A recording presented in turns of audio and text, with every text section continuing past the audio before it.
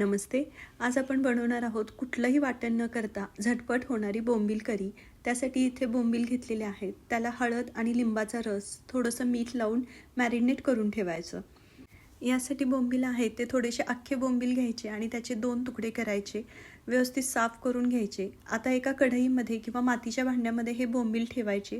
वरून ठेचलेला लसूण घालायचा, अगदी थोडासा टोमॅटो घालायचा, भरपूर कोथिंबीर घालायची, हिरव्या मिरच्या पोट चिरून घालायच्या. आता लाल तिखट, घरचा मसाला मिक्स करायचा, कढीपत्त्याची पानं घालायची आणि याला अंदाजे 1 चमचा भरून तेल घालायचं. आता हा सगळा मसाला ह्या आपल्या डकला लावून घ्यायचा.